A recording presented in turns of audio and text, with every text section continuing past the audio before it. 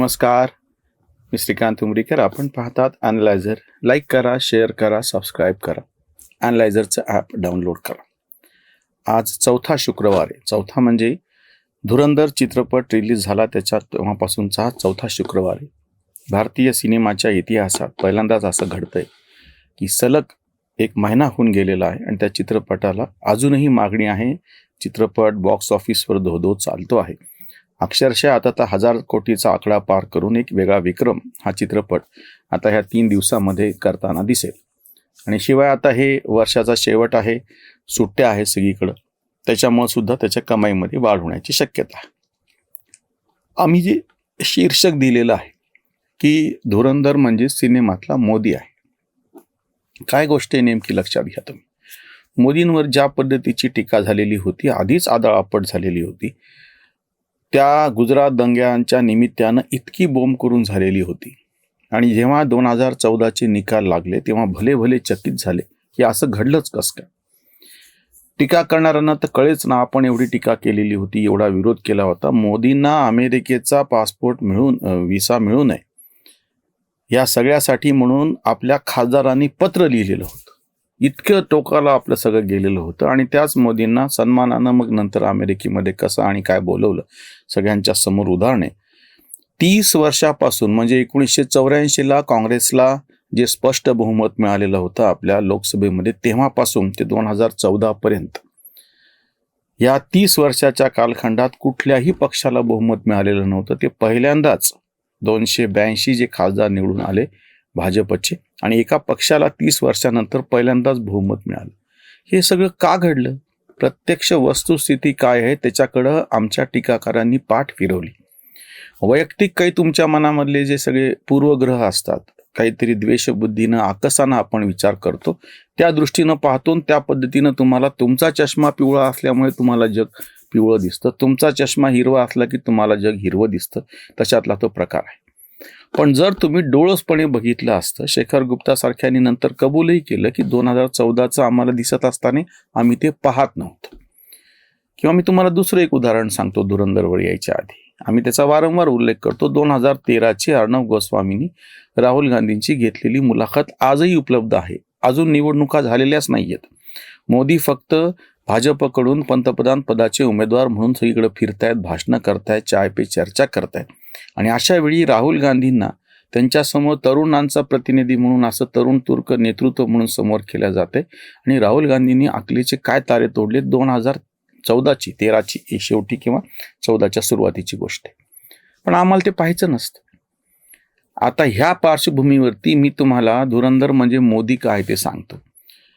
आदित्य धर सारखा दिग्दर्शक ज्या पद्धतीने चित्रपट पूर्वी पण काढत होता, उरी सारखा चित्रपट असो, 370 असो, तुम्ही जाऊन पहा. या सगळ्यातून जो संदेश देऊ पाहत होता तो आम्ही बघत नव्हतो. एक. दुसरी गोष्ट म्हणजे आता नेमकी परिस्थिती काय आलेली आहे. धुरंधर सारखा चित्रपट चालतोय कुठल्या पार्श्वभूमीवरती की जेव्हा ऑपरेशन सिंदूर होऊन गेलेलं आहे. 2014, 2019, 2024 सलग 3 निवडणुकांमध्ये मोदी सारखा पंतप्रधान अधिकृतरित्या लोकशाहीतून बहुमत मिळवून, दोनदा तर स्वतःच्या पक्षाला आणि तिसऱ्यांदा त्यांच्या आघाडीला निवडणूक पूर्व केलेली ती आघाडी आहे NDA. लक्षात घ्या. हे जे नंतर बोंबा मारा आलेत ना की त्यांच्या तर जागाच घटल्या आणि 240 वर आले आणि त्यांना कुबड्या लागायला लागल्यात, एकीकडून नितीश कुमारच्या, एकीकडून चंद्रबाबूच्या नायडूच्या, ते हे विसरायला लागलेत की ही सगळी निवडणूक पूर्व आघाडी होती. 2014, 2019, 2024 या सलग 3 निवडणुका एक जो पक्ष सत्तेवरती बसलेला आहे ते तुम्ही पाहायलाच तयार नाहीत. ही सगळी पार्श्वभूमी जेव्हा होती, ऑपरेशन सिंदूर घडलेलं होतं. अजून एक तुम्हाला मी मुद्दा सांगतो, त्याला जो पुन्हा पुन्हा प्रतिसाद वाढतो आहे आणि बरेच जण लक्षातच घेत नाही. ते त्याला फक्त चित्रपट म्हणून पाहत असतील तर त्याचं यश आणि अपयश वेगळ्या पद्धतीनं मोजता येतं. कलाकृती म्हणून त्याच्यातले जे काही अभ्यासक आहेत ते त्याच्या मर्यादा सांगतील, बलस्थानं सांगतील.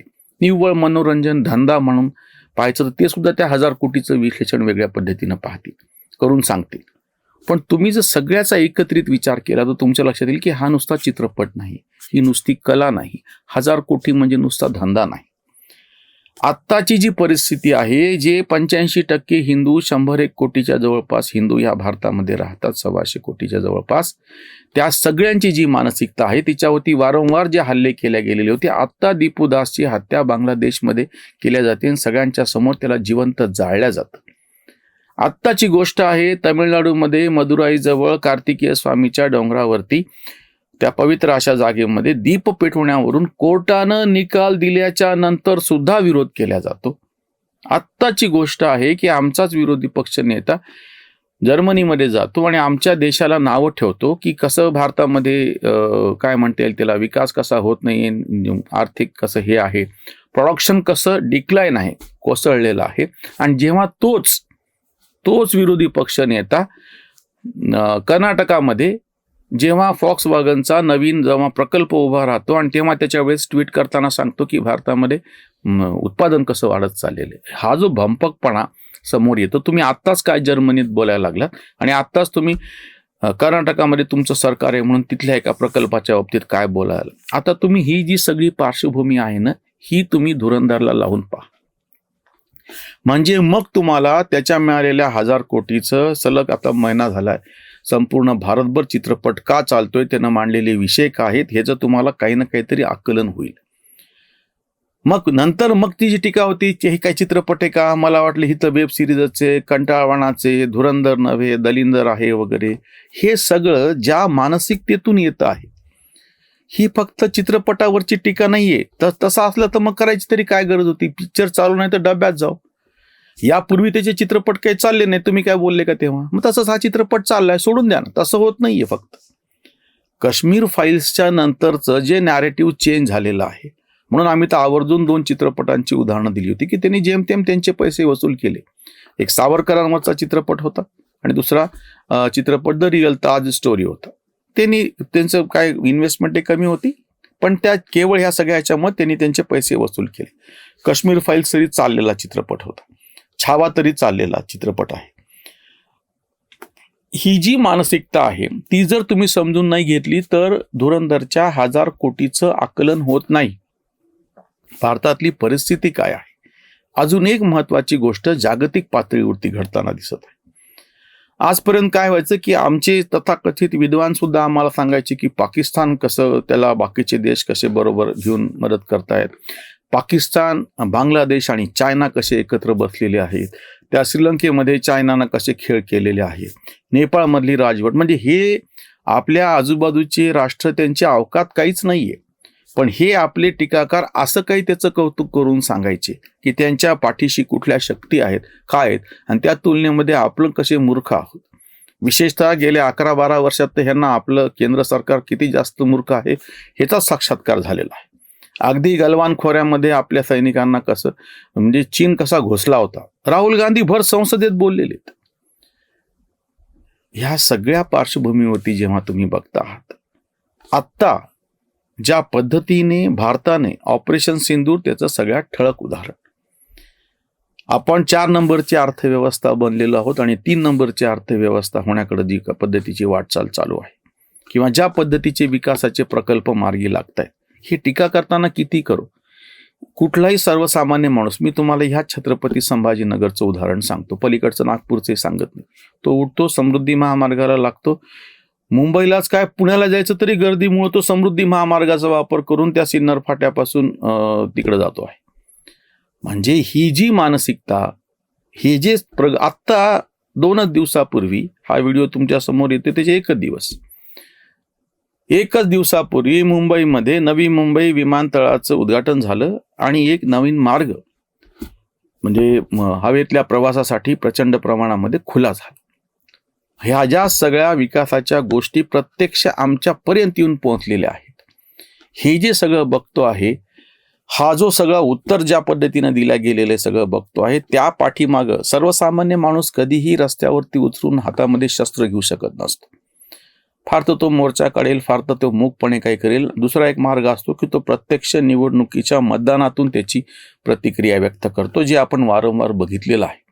आणि अजून एक मार्ग असतो, आम्ही जेव्हा खुल्या अर्थव्यवस्थेचं समर्थन करत असताना एक नोट एक वोट असं म्हणलेलं होतं.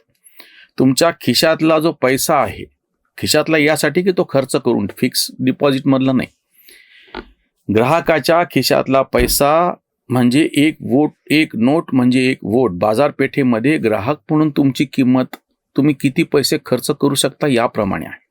तुमच्याकडे पैसे आहेत, तुम्ही ते FDR करून ठेवलेले, डबल करून ठेवलेलं आहे आणि तुम्ही खर्च करत नसाल तर तुम्ही ग्राहक म्हणून मोठे ठरत नाही. भारतामधली 70-75 कोटीची मध्यमवर्गीय बाजारपेठ, तिच्या पुढे भले भले देश का नमतायत, का तिची दखल घेत आहेत, का त्याप्रमाणे उत्पादनं बदलत आहेत? त्याचं कारण म्हणजे की ज्या पद्धतीनं अर्थव्यवस्थेला गती ह्या मध्यमवर्गीय बाजारपेठेनं देऊन दाखवली. हा चित्रपट नुसताच चांगला असता बऱ्यापैकी त्यांनी पैसे कमवले असते तरी चर्चा झाली नसती. तो 1000 कोटी कमवतो आहे, ते फक्त चित्रपटापुरता विषय नाहीये. आमच्याकडची ही बाजारपेठ ज्या पद्धतीनं व्हायब्रंट झालेली आहे, ज्या पद्धतीनं ती काम करते आहे, हे जे सगळं समोर दिसतं आहे, त्यामुळे ह्याचं महत्त्व त्यामुळं आहे.